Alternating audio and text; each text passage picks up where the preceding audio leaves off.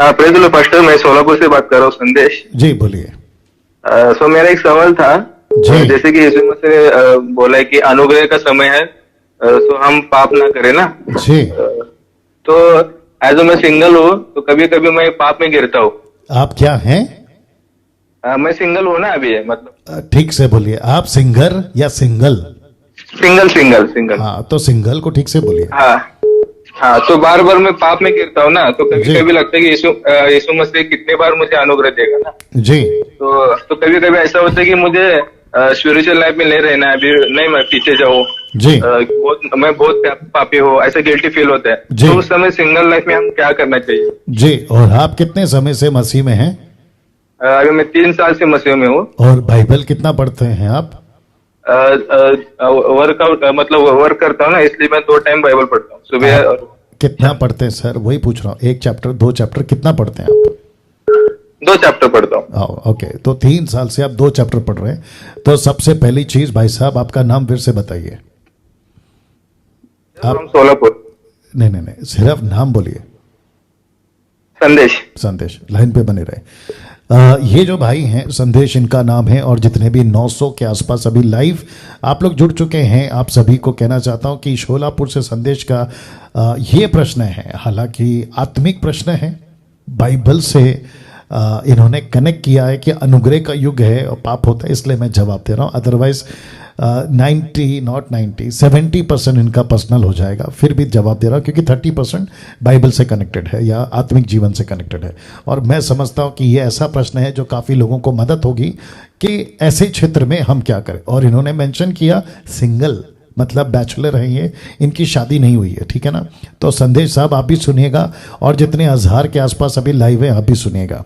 देखिए, ये भाई 3 साल से मसीह में हैं, बाइबल बहुत कम पढ़ते हैं, 2 चैप्टर पढ़ते हैं, 2 बेस पे, मतलब अलग अलग टाइम पे 2 चैप्टर पढ़ते हैं।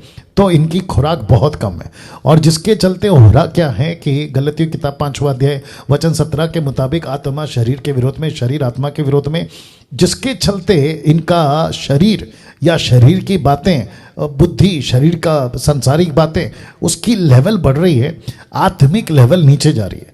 और जिस व्यक्ति के आत्मिक लेवल नीचे जा रही है वो शरीर उस पे हावी होगा, किस पे? आत्मा पे, लेकिन आत्मा शरीर पे हावी नहीं होगा। मैं हमेशा कहता हूं, आज फिर थोड़ा डिटेल में जाता हूं क्योंकि मैं समझता हूं कि बहुत सारे लोग जो हैं वो इस प्रश्न की शायद उत्तर से अपने जीवन को भी ठीक करेंगे। पहला पत्रस की किताब उसका 2 अध्याय वचन 2, 1 पीटर चैप्टर 2 वर्स 2, और फिर इफिसियों की किताब उसका 5वां अध्याय वचन 26, उसको भी याद रखना, 5 का 26, इफिसियों 5:26 बात में याद रखना।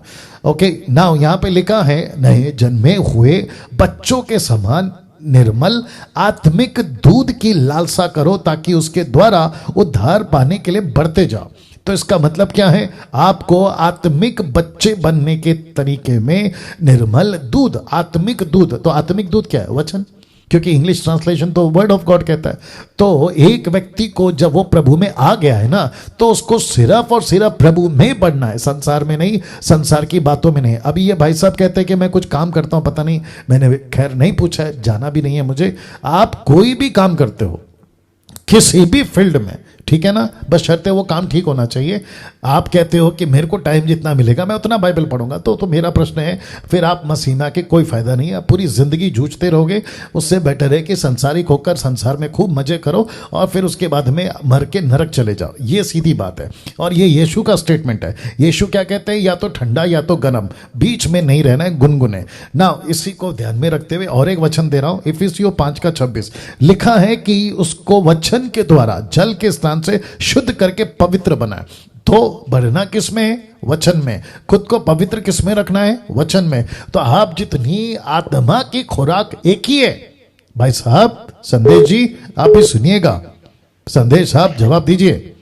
हाँ जी, मैं वापस कह रहा हूं, आपकी आत्मा का खुराक एक ही है, और वो खुराक का नाम है वचन, वर्ड ऑफ गॉड। एक व्यक्ति को, पुरुष हो या स्त्री, यंग हो, ओल्ड, पास्टर हो या साधारण चर्च का मेंबर, उन सब का आत्मा का खुराक की बात कर रहा हूं, एक ही है, वचन से फीड करना है। फीड समझते हैं उसको, वचन से पोषण करना है, पालन पोषण करना है। आपका वचन जितना अंदर होगा, इसलिए तो यीशु ने कहा है ना कि जो अंदर से बाहर जाता है, माफ करे, जो बाहर से अंदर जाता है, यानी कि संसार का खाना वो मनुष्य को अशुद्ध नहीं करता, लेकिन अंदर से क्या बाहर आता है, आपके अंदर क्या भरा पड़ा हुआ है, ये इंपॉर्टेंट है। तो आप अंदर अच्छी चीज भरो, आप अंदर वचन को भरो, तो बाहर क्या निकलेगा, वचन निकलेगा। और जिसके चलते, अब इसके आखिरी इस पे आ जाता हूं, आपने कहा बार बार पाप होता है, तो इसका मतलब ये हुआ, बहुत ध्यान से सुनिए जितने भी 1100 के लोग हैं, जो व्यक्ति बार बार पाप कर रहा है, दूसरे शब्दों में वो बार बार पाप की तरफ खींचा जा रहा है, तो इसका सीधा आंसर है, बहुत ध्यान से सुनना संदेश जी, आप भी, आपका उद्धार अभी तक नहीं हुआ है। या वापस बोलता हूं, एक व्यक्ति पास्टर हो, रेवरेंड हो, अपोस्तल हो, साधारण चर्च का विश्वासी हो, म्यूजिशियन हो, वर्शिपर हो, बाइबल टीचर हो, कोई भी हो, नेशनल इंटरनेशनल, एक व्यक्ति अगर बार बार पाप की तरफ जा रहा है, इसका मतलब यह हुआ कि उसका उद्धार नहीं हुआ है।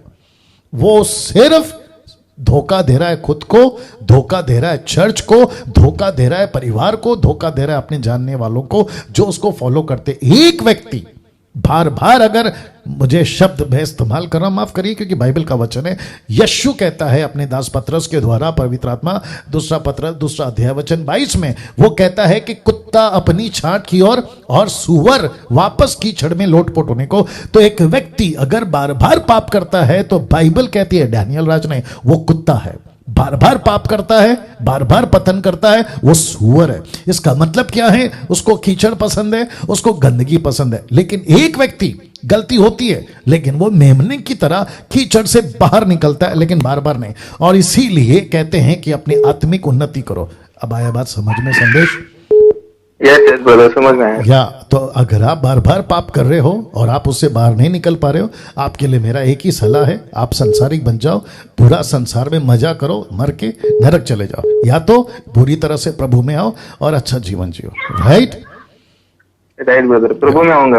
या God bless you brother, God bless you. Okay, आशा करता हूँ कि आप लोग भी समझ गए होंगे। तो जितने यूथ हैं कॉलेज के, या कहते हैं वर्शिपर्स, या जो भी आप मसीह यूथ हैं भारत से, अदर कंट्री से, आपको इस फील्ड में, कौन से, पाप के फील्ड में, पाप के क्षेत्र में आपको मजबूत रहना है। और रोमियो 6:1 कहता है, अगर अनुग्रह है तो इसका मतलब ये थोड़ी है कि मैं पाप करता बैठूं, या बहुत सारी टीचिंग है उसके ऊपर, बस इतना काफी है मैं समझता हूँ।